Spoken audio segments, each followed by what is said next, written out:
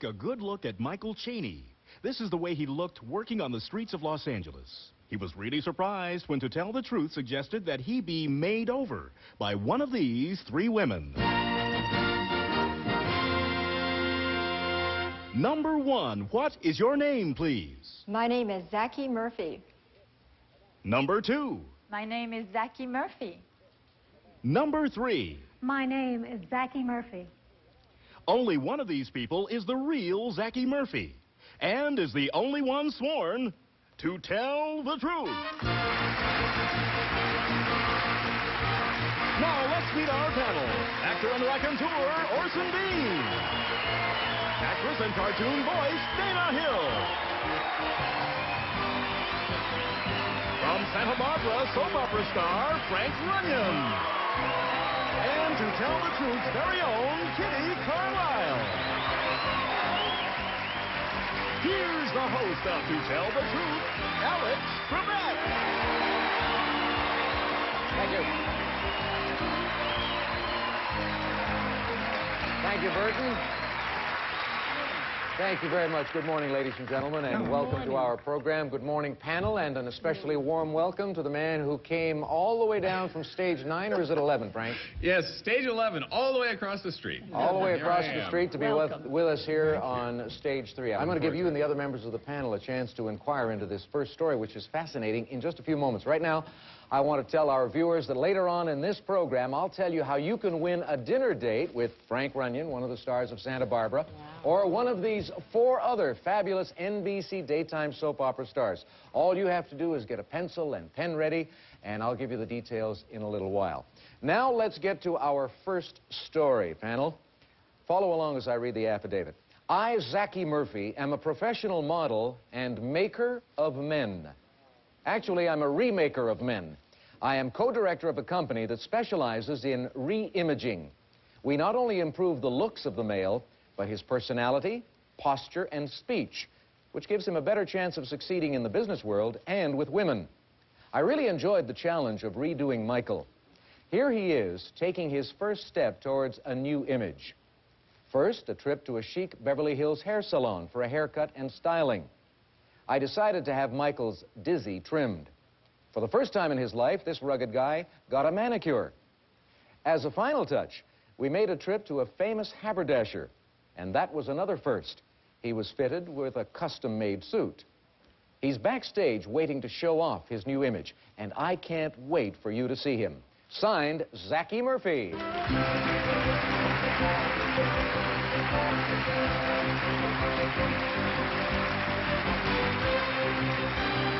We'll find out more about this remaker of men following this commercial break. One of the things we are about to discover, I suppose, is whether blondes do have more fun. Panel, these 3 women all claim to be Zackie Murphy, who specializes in making over men. Kitty, we'll start the questioning with you. Number 1, you're a real Mrs. Higgins, aren't you? Absolutely. And number 3, do you redo their speech as well as their outward looks? Absolutely. Number 1, how much do you have to teach them in terms of speech?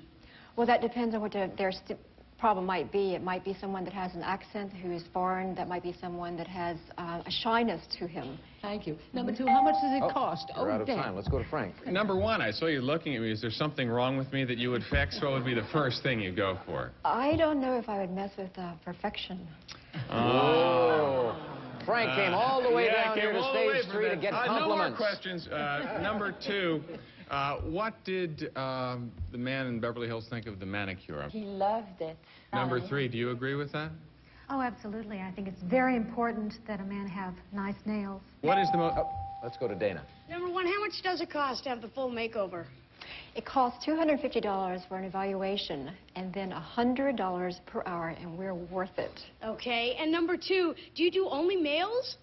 Yes, we do. Number 3, do you do studio work? Yes, we are actually working with the studio at the moment, yes. Okay, number 2, who co-directs this image remaking? You say you're co-director. Sheila Grant? Okay, and... Orson? Number 1, what would you recommend for a clean old man such as myself? Well, I've noticed you're taking your earring off. Take it off? Yes. And number 3, do you agree with that? Well, actually, I think that probably the best thing for you, Orson, you just get better looking through the years. You really do. is to just...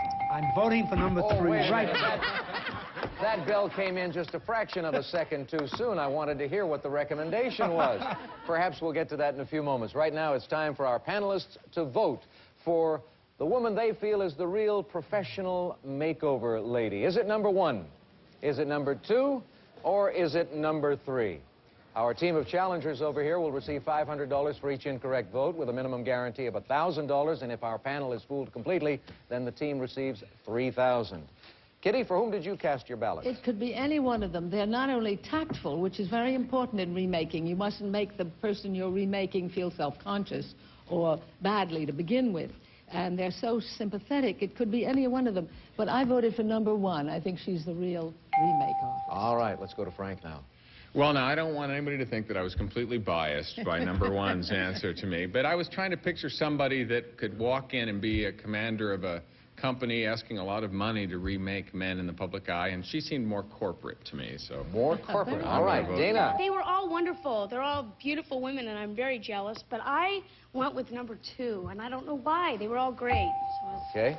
And Orson? Well, number 3 said that she would just allow me to age like an old cheese, you know, and I think that was, like Kitty said, you know, just a way of saying, don't do nothing, and you will never drown, number 3. I voted for you. That's because Orson will be there to rescue you. That's what he meant, obviously. Let's review the voting. We have 2 votes in for number 1, 1 vote for number 2, and 1 for number 3. Time now to find out who the real makeover artist is. Will the real Zachy Murphy please stand up? It is number 1, and that means 2 of our panelists were correct. Kitty and Frank. Great debut, Frank. Zachy, we'll get back to you in just a moment. Let's meet the imposters first of all. Each of them received a vote. Number 2, who are you and what do you do? My name is Corinne Lorraine, and I manage a restaurant called Café Luna. Ah. And number 3, tell us about yourself. I'm Susan Grant, and I'm a private investigator. The question that is coming into Orson's mind right now is you can investigate me anytime you want, please. Well, it was a delight having you with us. There were 2 incorrect votes at $500 each, and that means the team will receive $1,000. Zachy, how long on average does it take to redo one fellow? Sometimes an entire day and sometimes even a week. Even a week. All right, we have a photograph here of Michael before. There he is. Now, ladies and gentlemen, please welcome Michael as he looks today with Zachy's partner, Sheila Grant.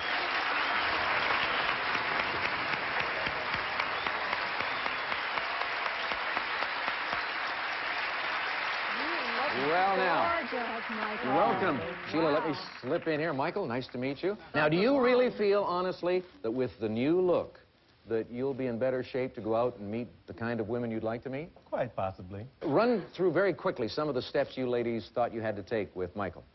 Sheila? Well, I started off, he had an earring. We said, Get rid of the earring. has to go, right. Okay. Shortened his hair, I can see that. And Jose shortened his hair, and then we removed his little Dizzy, or Dizzy Gillespie. Now look at this. It's the first manicure that he's ever had, and he really did love it. You did a marvelous job, and we thank you and congratulate you on your success with Michael. And we'd like to get a report in a couple of weeks or so to see how Michael is doing with the new him. Thank you all. We'll be back with a young man who asked George Bush to prove he really was George Bush. That story after this break.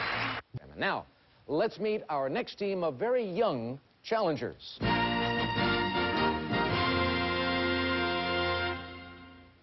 Number 1, what is your name, please? My name is Anthony Henderson. Number 2. My name is Anthony Henderson. Number 3. My name is Anthony Henderson. You're going to love this story. Here's the affidavit. I, Anthony Henderson, met the President of the United States, but at first, I didn't believe that he really was George Bush. You see, he came to my school to take part in a ceremony honoring the United States Marine Corps. I was one of the kids chosen to go to the library and meet the President. It was there that I caused quite a stir. I told George Bush that I didn't really believe he was the President. That's when he took out his driver's license to prove it to me. But I still wasn't sure. So he showed me his American Express card. The news cameramen were there, and the whole country saw me giving Mr. Bush a hard time. Before he left, I had my picture taken with the president, and I got his autograph. So I guess it really was him. Signed, Anthony Henderson.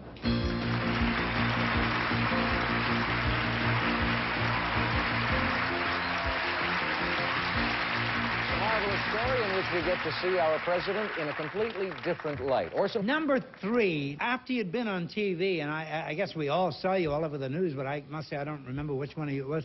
Did the kids in school make fun of you, or did they think you were a hero? They thought I was a hero. Number 2, didn't they come up to you and say, well, didn't you know that was really him?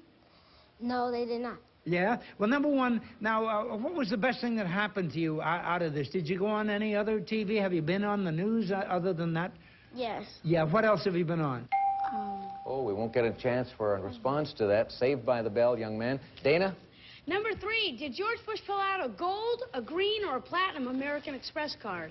A green American Express card. It was green. Number 2, how many kids were chosen to go to the library to meet the president in your class? 16. 16? And number 1, why were you one of the 16 that was chosen? All right, I guess that's kind of a nothing answer. Let's go to Frank. What state, number 1, what state was the president's driver's license from? Texas. Number 2, what color was his tie that day? It was blue, dark blue. Number 3, what were you wearing? I was wearing a sweater at different colors. Fascinating, Thank you. isn't it, Kitty? Go ahead. And number 2, how come you didn't think it really was the president? Because he looked different on TV than he is in person. And number 3, what made you think he might not have been the president? Because my principal dresses up as different people sometimes, and I thought she was playing a prank on me. Oh. Can't trust those principals, boy. Number 1, where's your school? In Virginia. And number 2? Oh, that's it. My. Time's up, panel. You have to vote now for the young man you feel was the real doubting Thomas with regard to President Bush. Is it number 1, number 2, or number 3? Orson, who'd you vote for? Listen, what do I know? 2 of these kids are liars. It's a terrible thing to think that our young people are lying up there. I voted for number 2. He's either a liar who impressed me, or he's the real one. All righty, Dana? Number 3 answered right away on that green card, and I remember reading that it was a green American Express card, so I went with number 3. Vote for number 3. Now we go to Frank. Well, you know, number 1 knew right away the driver's license, and number 3 knew the green card, but there was something about 2 that I feel that he would see right through anything that I was trying to pull off on him. So he's got the glasses and he's got the attitude, so I say number 2. Glasses and attitude. That makes for a winning combination. Kitty? I like number 3's story about the prank they were trying to play on him, so I voted for number 3. All right, let's review the voting. We have no votes for number 1, 2 votes for number 2, and 2 votes also for number 3. Time now for us to find out who the real doubting Thomas is. Will the real Anthony Henderson please stand up? It is number 1. Anthony, hang on just a second. We'll get back to you. Let's find out who our imposters are. Number 2, you got 2 votes. Tell us about yourself. My name is Tremont Thomas, and I play football, and my golden life is to be a football player. To be a football player. How old are you? 10. 10. You were terrific today. You got 2 votes. Number 3, you convinced 2 of our panelists also. Tell me who you are. My name is Francis Ratliff. I attend St. Timothy's Episcopal Day School. My goal in life is to be the first black president. The first black president. It was great having you guys with us today. You stumped our panel. There were 4 incorrect votes, and that means the 3 of you will receive $3,000. Congratulations. Now, Anthony, I sympathize with you because I notice, I can see from the side here that you were sitting on the edge of that seat. How old are you? 8. 8 years old. Were you impressed when you met the president? Yes. You were. Well, let's take a look at the tape, and we'll judge for ourselves how you handled that situation. You were tough on him. Are you really the president? Yeah. Yeah. Didn't you know that? Don't you think I was a pretending guy? Let's see if I got an ID. There's my driver's license. Would you accept American Express card? Huh? There. What do you think, Anthony? Is that really him? You believe it? This guy believes it. Obviously, the president was worried that you might use his card to charge something, Anthony. We showed him off in a wonderful light, and thank you all for being with us today on To Tell the Truth. We'll be back to play one-on-one with somebody from our studio audience right after this. Time now for one-on-one. Let's see if our panel can help someone in our studio audience win $500. Burton, who do we have today, please? Alex, today we have Sonia Olson from Los Angeles, California. Hello, Sonia. Hi, Alex. You ready to do it? Yeah, I'm all ready. Okay, let me introduce a man with 2 stories to tell. Folks, please welcome Greg Irwin.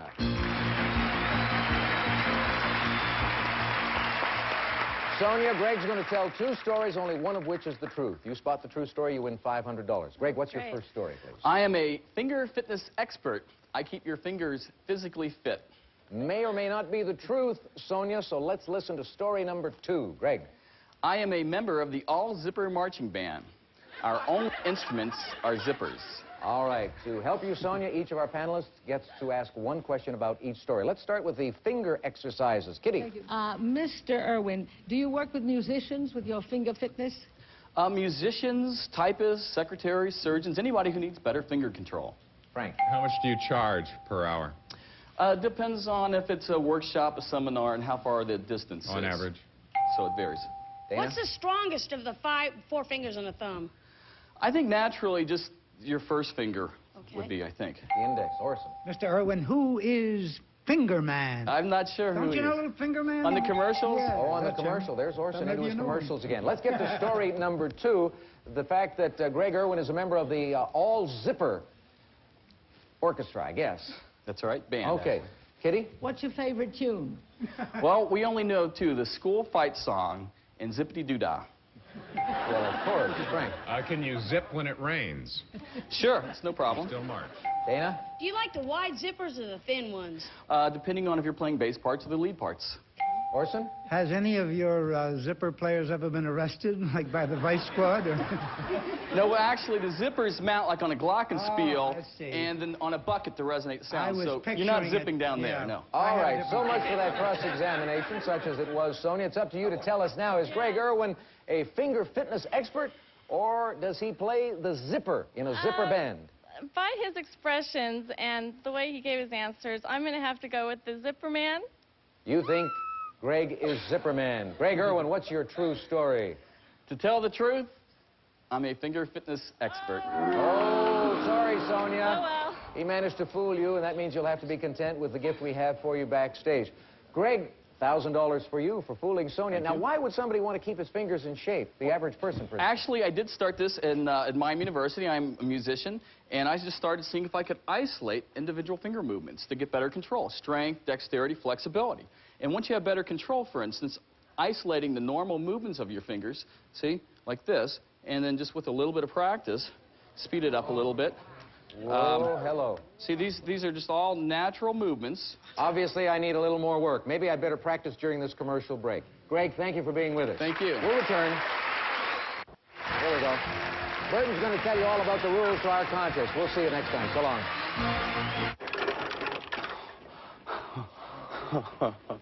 This is it.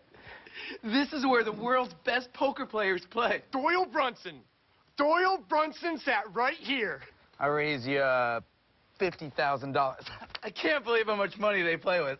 And it's all their own. Doyle Brunson, Daniel Negreanu, Phil Locke, Jennifer Harmon bet their own money in TV's only cash game. High Stakes Poker, tonight at 9/8 Central, only on GSN.